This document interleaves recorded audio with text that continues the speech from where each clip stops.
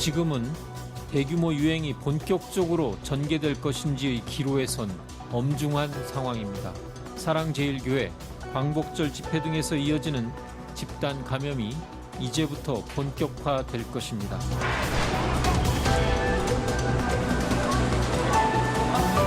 검사와 격리, 수용 등을 핑계로 내세워 대대적으로 국민들에 대한 검거, 체포, 연행에 나서고 있습니다. 계엄령보다 더 무서운 방역 공안 통치를 실시하고 있는 것입니다.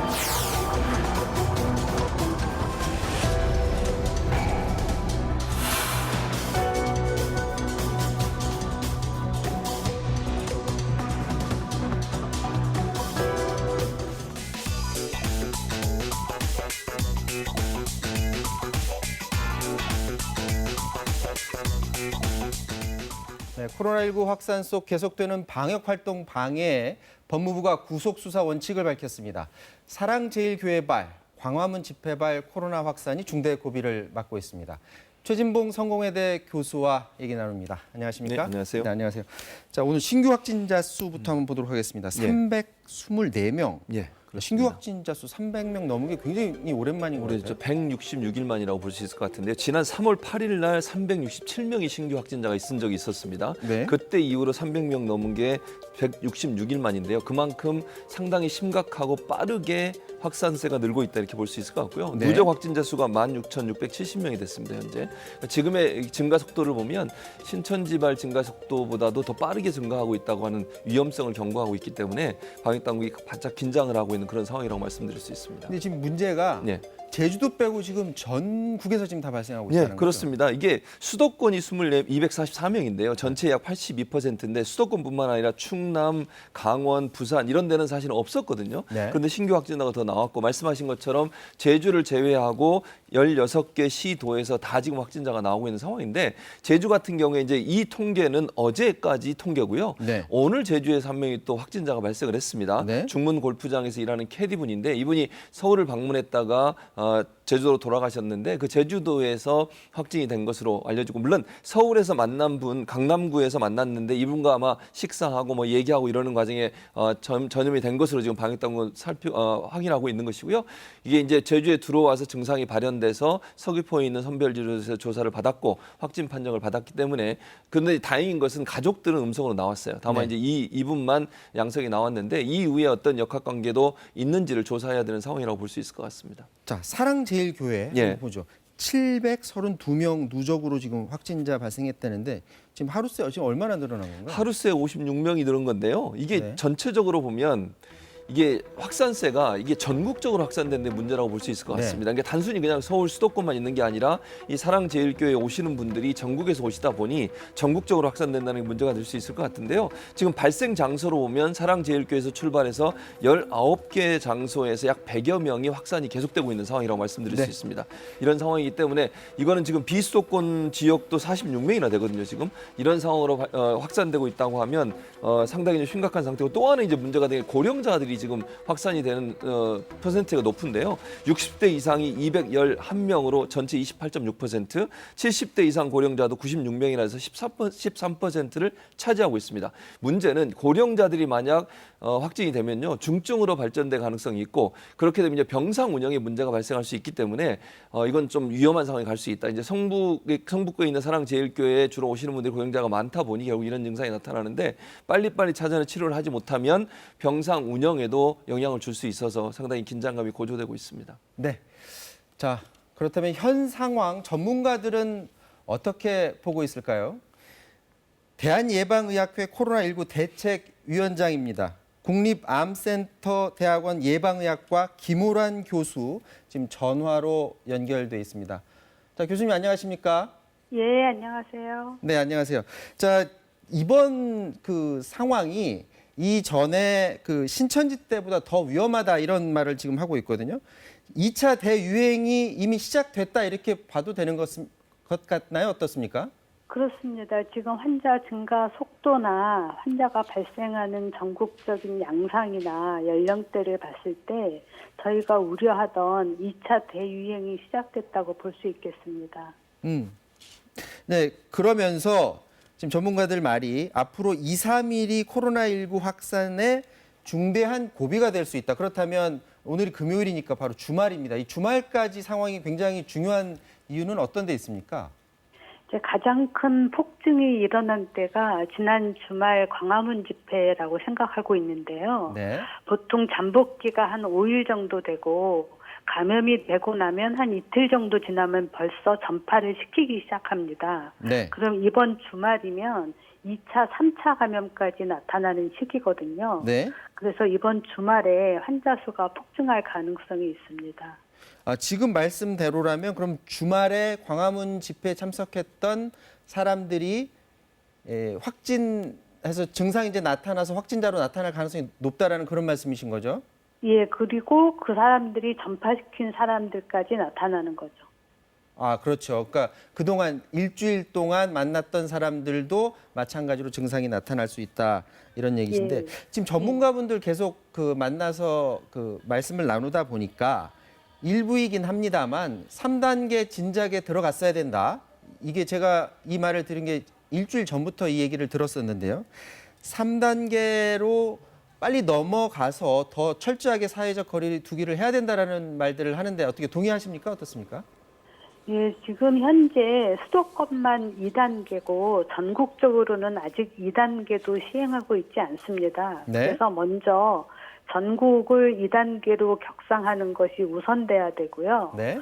오늘 서울에서는 10명 이상 모임을 금지했는데 그 10명 이상 모임 금지가 거의 3단계에 해당하는 거거든요. 네. 그래서 그걸 수도권으로 일단 확대할 필요가 있습니다. 네. 전국을 한꺼번에 3단계로 격상을 하게 되면 굉장히 국민들의 불편이 커지고 실제로 잘 따라주기가 좀 어려울 것으로 생각됩니다. 그러니까 김호란 교수님은 현 상황에서는 수도권을 더 강화하고 그 다음에 전국으로 확대해야지 전국적으로 혼란을 일으키지 않을 수 있다라는 그런 말씀이시죠? 예, 맞습니다. 자, 또 하나 지적되고 있는 게 병상 부족 문제입니다. 특히 이제 수도권에서 병상 부족 문제가 지적이 되고 있고요. 어제 같은 경우에는 이재명 지사가 의료진들이 도와달라 이렇게 호소를 하고 또 의료 시설도 더 확충을 해야 된다 이런 말을 하는데 병상수 상황 지금 어떻습니까? 지금 전체 병상, 그러니까 경 환자가 갈 생활치료센터나 경증 환자가 들어갈 병상은 크게 부족하지가 않은데 문제는 중환자 치료 병상입니다. 보통 환자가 나오면 한 2%에서 3% 정도가 중환자가 돼서 중환자실에 들어가게 되는데 네. 이번에 나오는 환자들이 고령 환자가 많아서 그 퍼센트가 높아지고 있습니다. 네. 그러다 보니까 중환자실이 빨리 차고 있거든요. 네. 그래서 지금 수도권의 중환자 치료 병상이 약 74개 정도 남아 있다고 하는데 이게 이번 주말이나 다음 주 초에 다 소진돼 버릴 가능성이 있습니다. 그래서 지금 정부에서는 준비를 하고 있지만 병상만 있다고 또 되는 것도 아니고 의료진이 있어야 되거든요. 네. 그래서 이 부분에 굉장히 우려가 큽니다. 네, 좀 안타까운 얘기를 좀 해야 될 것 같은데 지금 의료진들 굉장히 고생을 하고 있는데 오늘부터 이제 전공의부터 차례로 파업을 하고 대규모 2차 총파업이 예고돼 있는데 본인이 이제 의사이시기도 하고 이런 정책도 들여다 보셔야 되는 분이시기 때문에 현상이 좀 안타까우실 것 같아요. 어떻습니까? 맞습니다. 지금 우리가 K-방역이라고 해서 한국이 전 세계에서 모범적으로 코로나19 방역을 잘 했는데 그거는 의료진들의 헌신적인 노력과 국민들의 적극적인 참여로 이루어진 건데요. 지금 병원에 의료진이 없고 국민들의 참여도 이전보다 많이 떨어진 상황입니다. 네. 그래서 이번에 고비를 잘 넘기려면 다시 한번 의료진들이 적극적으로 병원으로 돌아와서 환자를 좀 돌봐주셨으면 좋겠습니다. 네. 자, 마지막으로 우리 시청자 여러분, 우리 국민들에게 당부해주고 싶은 말이 있다면 짧게 좀 부탁드리겠습니다. 예, 현재 지금 몸이 좋지 않다면 평소 같다면 3, 4일 쉬었다 병원에 가세요 그랬지만 지금은 혹시라도 본인이 교회 모임이나 집회에 가셨다든지 그런 분하고 접촉이 있다면 보건소 선별진료소로 빨리 가셔서 검사를 받아보시는 게 좋겠고요. 주변에 혹시라도 나보다 더 어려운 사람이 있지 않은지 보시고 좀 격려해 주시고 응원해 주시면 좋겠습니다. 네, 지금까지 대한예방의학회 코로나19 대책위원장 김호란 교수와 말씀 나눴습니다. 말씀 고맙습니다. 예, 고맙습니다. 네, 이어서 계속 말씀 나누도록 하겠습니다. 지금 사랑제일교회에서 오늘 기자회견을 했습니다. 그런데 이제 전광훈 목사는 확진 판정을 받았기 때문에 대신 변호사가 대독을 했는데요. 이거 한번 보고 계속 말씀 나누도록 하겠습니다. K방역이라고 거짓 선전하고 국민들이 모여 저항하려 하면 마구잡이로 검사를 강요하여 확진자 수를 늘려 국민들의 집회 자유를 억압하고 미혹하는 자들이 누구입니까? 정치적 계엄령을 사실상 선포하고 무고한 국민들에게 강제 검사를 강요하고 음성 판정을 받았는데도 가택 연금을 시키고 확진자로 몰아 병원에 가두는 자들이 과연 누구입니까? 변호사인데 굉장히 강하게 지금 메시지를 전달을 하는 모습이 보여요. 예. 지금 정부를 비판을 하니까 마구잡이로 검사를 내서 탄압을 하고 있다 이 얘기인 것 같아요. 그렇게 얘기하는데 그건 사실이 아니죠, 사실은. 네. 그러니까 정부가 무슨 마구잡이로 검사를 하는 게 아니잖아요. 밀접 접촉자나 아니면 자가격리 대상자 또는 확진자와 근접해서 접근했던 분들 이런 분들을 선별적으로 해서 검사를 받도록 하고 있고 네. 스스로 증상이 있다고 느꼈을 경우에 선별진료소에 오시면 검사를 해주는 겁니다. 네. 마구잡이로 무조건 하는 게 아니고요. 그건 뭐 사실관계가 틀리다고 말씀드릴 수 있고 또 하나는 보면 이게 뭐 음성 판정이 나왔는데 뭐 가택연금 시킨다 그런 경우 없습니다. 그런 네. 경우가 있으면 사례를 내시기 바랍니다. 저렇게 주장하시는 것은 국민을 선도하는 것이고 호도하는 것입니다. 저렇게 하시면 안 된다고 저는 보고요. 지금 제가 볼 때는 이 사랑제일교회나 지금 강현재 변호사 같이 이런 분들은 이 그 방역에 대해서 정부가 추진하고 있는 모든 부분들을 정치적으로 자꾸 해석을 하시는 것 같아요. 근데 이거는 국민의 생명과 안전을 지키기 위한 아주 지극히 당연한 방역 체계 안에서의 활동입니다. 네. 정치적으로 해석하지 않았으면 좋겠습니다. 자, 방역 당국이 이제 사랑제일교회 측과 밤샘 대치를 했어요. 그렇습니다. 근데 결국에는 그 교인 명단을 확보를 해야 하는데 실패했다죠. 그렇습니다. 이 교인 명단 확보가 왜 필요하냐면요. 빨리 이분들의 명단을 확보해서 검사를 빨리 받도록 해야 됩니다. 왜냐하면 얼마나 많은 사람이 확진이 됐는지 감염이 됐는지 알 수가 없기 때문에 또 이분들이 검사를 안 받게 되면요. 그냥 일상생활을 계속 유지해 가다 보면 다른 분들한테도 또 혹시나 감염돼 있으면 전파할 수 있는 위험성이 있지 않겠습니까? 네. 그래서 사실은 어제 이제 서울시에서 보건당국에서 압수수색 영장이 아니라 행정조사를 위해서 직접 간 겁니다. 그랬는데 변호사가 올 때까지 기다려달라고 해서 기다렸고 강 변호사 아까 오셨는데 그분이 그 압수수색 영장을 보여달라 이렇게 요구를 했다는 겁니다. 네. 그런데 이거는 아까 그 서울시에도 밝혔지만요. 감염병 예방법에 따르면 행정조사는 압수수색 영장 없이 가능합니다. 그래서 이거는 명단 확보를 해서 들어가는 것이고요. 그 명단이 지금 900명 정도를 제출한 걸로 알려지고 있는데 실제로 거기에 예배에 보통 2,000명, 3,000명이 참석하는 걸로 알려지고 있습니다. 일치하지 않기 때문에 정확성이 떨어지니까 성북구청에서 이 부분을 더 서울시와 요청해서 함께 지금 명단 확보를 들어간 건데 지난번 우리가 잘 아는 것처럼 신천지 사태에도 명단이 잘못된 명단이 들어와서 그게 문제가 돼가지고 처벌까지 받았지 않습니까? 네. 저는 이 부분도 성북구에 있는 사랑제일교회가 적극적으로 협조해야 된다. 이렇게 자꾸 방해를 하시면 이거는 법적으로 조치를 취할 수밖에 없는 상황이 아니겠나 이런 생각이 듭니다. 네, 지금 광화문 집회에 갔다가 확진 판정을 받은 사람들 소식을 좀 더 짚어보면 예. 극우 성향 인사들이 뭐 매일같이 확진 판정을 받았다라는 소식이 들어오는데 그렇습니다. 어제 주옥순 엄마부대 대표 확진 판정 받았어요? 네, 그렇습니다. 경기도 가평에 있는 병원에서 확진 판정을 받았고 본인의 남편 되시는 분도 함께 검사를 받았는데 네. 확진이 된 걸로 알려지고 있고요. 아마 이제 본인의 유튜브 채널을 통해서 뭐 확진이 돼서 지금 병원에 치료받고 있다 이렇게 얘기하면서 병원 시설이 아주 좋다 네. 이런 얘기를 한 것으로 알려지고 있습니다. 자, 그런데 주 대표가 앞서서 집회 뒤에 찜질방에서 잤다 이렇게 말을 했었거든요. 그런데 또 말을 바꿉니다. 한번 화면 보도록 하겠습니다. 어젯밤에 찜질방에서 자고 지금 방송을 할 수밖에 없습니다. 그래서 지금 남의 집을 잠깐 빌려서 제가 지금 방송을 하고 있습니다. 자, 광화문 집회에 참석한 날 분명 찜질방에서 잤다고 말을 했는데요. KBS와 통화를 했는데 여기에서는 이걸 부인합니다. 간 적이 없어요. 저희 남편이 그 차명진 의원하고 같이 아마 얘기를 하고 같이 전철을 타고 온 모양이에요. 광화문에서는 뭐 집회 코로나 걸릴 게 아무것도 없어요. 정상은 뭐 그냥 미미하죠. 남편은 아무 정세도 없는데 지금 양성을 내리니까 다시 조사를 받아봐야든지 해야 됩니다. 저는 남편보다는 조금 자, 말이 바뀌었어요. 예, 제가 볼 때는 아마 본인한테 쏟아질 비난을 걱정하는 것 같아요. 그러니까 네. 처음에 방송은 진단받기 전에입니다. 그러니까 네. 확진 판정 받기 전에 방송에서는 본인이 그냥 사실 그대로 얘기하신 것 같고 네. 찜질방에서 갔다. 그리고 나서 확진 받고 나서 지금 통화를 하니까 자기는 찜질방 간 적이 없다. 왜냐하면 지금 확진을 받았기 때문에 역학조사를 해서 이분이 돌아다닌 곳들을 다 조사해야 되고 그럼 찜질방에 갔으면 그 찜질방에 가신 분들 오셨던 분들 다 또 검사를 해야 다 되거든요. 조사를 해야 되잖아요. 그렇죠. 그러다 보니까 이제 거기에 대한 비난을 본인이 피하기 위해서 한번 말을 바꾼 것으로 저는 개인적으로 해석을 합니다. 네. 만약에 본인이 간 것을 인정하게 되면 어쨌든 본인 때문에 다른 사람이 피해를 당하게 됐고 그것 때문에 본인한테 쏟아질 여론의 비판 이런 부분들을 좀 피하기 위한 그런 방법이 아니었나 이렇게 해석이 됩니다. 저 찜질방에 대해서 역학조사를 했는지 안 했는지 이 부분도 좀 궁금한 부분이긴 하고요. 예. 자, 주옥순 대표는 이제 의료시설로 갔어요. 예. 그런데 그곳에서도 또 유튜브 생방송을 했다면서요? 그렇습니다. 유튜브를 계속 하고 있는데요. 뭐 이분뿐만 아니라 보수 유튜버들 중에 확진되신 분들이 계속 같이 방송을 하고 있는데 아마도 이제 본인이 하는 여러 가지 주장이나 아니면 얘기들을 더 강하게 주장하고 싶어 하시는 것 같아요. 또 현 정부가 어쨌든 본인들을 탄압한다고 하는 이미지를 만들기 위해서라도 그런 방법으로 계속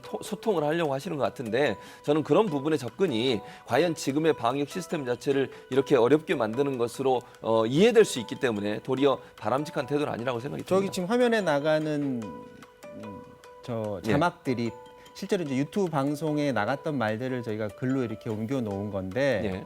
그런 상황을 보면 예를 들어서 이제 하태경 의원에 대해서 또 비난을 하고 예. 그리고 그 전에는 또 의료 시설이 시설이? 굉장히 좋다 이런 말들도 하고요. 그렇습니다. 결국에는 저런 유튜브 방송을 계속 하는 것을 통해서 본인의 가치도 끌어올리고 그렇죠. 보수를 좀 집결시키는 그런 중심축으로 본인도 또 역할을 하려고 하는 거겠죠. 그럼요. 그렇게 한다고 볼 수밖에 없어요. 지금 말씀하신 것처럼 기본적으로 유튜브를 통해 소통을 계속 해왔고 본인이 갖고 있는 엄마 부대라고 하는 이제 소위 시민사회 단체죠. 본인이 얘기하는 그 따르는 분들이 지속적으로 소통을 통해서 이분과 얘기하고 싶은 마음이 있다는 것을 어느 정도 이용하는 것 같아요. 그런 부분이 있는 것 같고 하태경 의원도 왜 이렇게 비난을 하냐면 하태경 의원이 그렇게 얘기했습니다. 광화문 집회 간 거에 대해서 비판적으로 논조로 얘기를 했어요.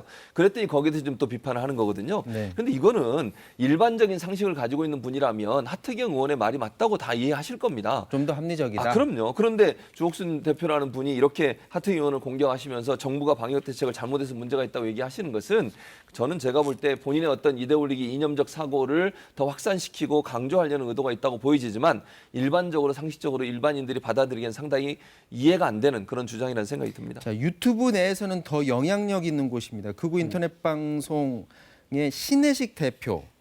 이분도 이제 격리 치료를 지금 받고 있는데 있죠. 유튜브 또 생방송을 계속 하고 있는데 이런 말을 합니다. 정치 수용소에 왔다 뭐 이런 식으로 지금 말을 했나 봐요. 저는 좀 이해가 안 되는 게 아까 주옥순 대표는 뭐라 그랬습니까? 우리나라 참 좋은 나라다. 우리나라 의료시설 참 좋다고 얘기하는데 이분은 또 정치 수용소라고 얘기하니까 두 분의 입장이 왜 이렇게 다른지 모르겠습니다. 어쨌든 정치 수용소라고 얘기하는 것 자체도 말이 안 되는 것이고요. 네. 제가 볼 때는 이런 메시지를 계속 본인을 따르는 또 본인의 유튜브를 좋아하는 분들한테 던지는 것은 지금 현재 상황 자체가 정치적 탄압이라고 하는 이 어떤 프레임을 몰고 가려고 하는 시도라고 보여집니다. 네. 우려가 되는 건 저는 이렇습니다. 이런 메시지를 듣는 분들은요. 계속 이런 메시지만 듣게 되면 그걸 사실로 인식하게 돼요. 그렇죠. 그렇게 되면 방역에 적극적으로 협조하시겠습니까?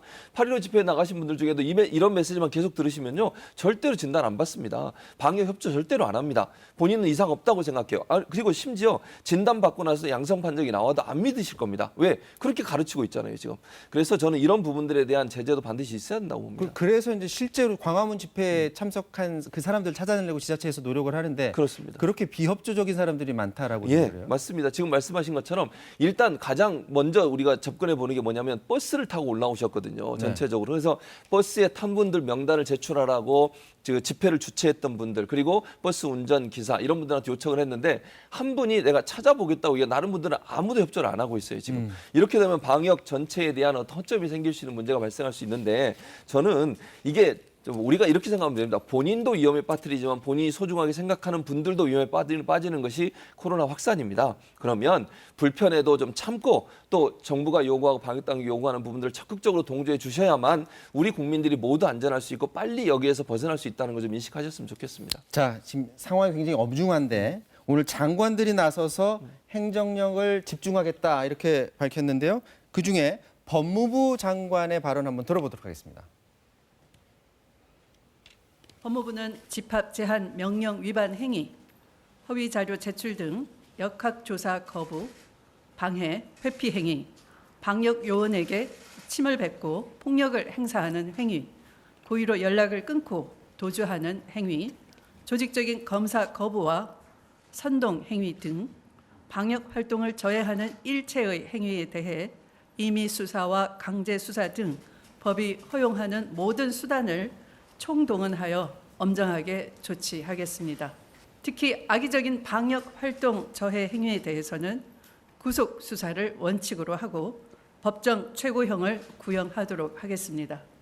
자, 저 강제 수사하겠다라는 저런 공언, 예. 저 말 자체가 좀 효과를 볼 수 있을까요? 저는 볼 수 있다고 봅니다. 왜냐하면 법 집행에 대해서 좀 더 강력한 의지를 표명하기 때문에 네. 일선 검찰이나 아니면 경찰에서 적극적으로 이 제재를 할 것으로 보여지고요. 네. 지금 법무부 장관만 나왔지만 이날 함께 발표에 나왔던 분이 행안부 장관도 얘기를 했는데 행안부 장관은 잘 아시는 것처럼 경찰을 지휘 감독하는 위치에 있는 분입니다. 그래서 경찰력이 동원되는데도 네. 일정 부분 강제성이 있을 걸로 보여지고요. 마지막으로 방송통신위원장도 나왔는데 아까 말씀드린 가짜뉴스 관련해서 네. 너무 가짜뉴스가 많이 퍼지다 보니까 그 가짜뉴스를 믿는 분들이 생겨서 방역에 차질이 생길 수 있기 때문에 그 부분에 대한 규제도 하겠다 이렇게 발표를 했습니다. 자, 이런 와중에 의사들이 집단 행동에 들어갔습니다. 정부에서 우려를 표했는데 정세균 총리의 발언 한번 들어보도록 하겠습니다.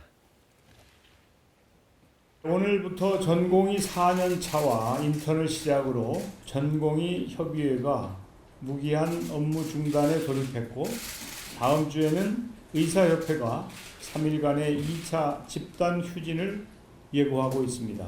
코로나19가 다시 확산되고 있는 엄중한 상황에서 국민 생명을 지켜야 할 의사들이 집단 행동에 나선 것을 매우 유감스럽게 생각합니다. 지금 국민들께서 바라는 것은 대한민국 전체가 한마음 한뜻이 되어 코로나19에 맞서 싸우는 것입니다. 의사협회와 전공의협의회는 집단 행동을 멈춰주시고 국민의 생명과 안전을 위해 의료 현장을 굳건히 지켜주실 것을 거듭 당부드립니다.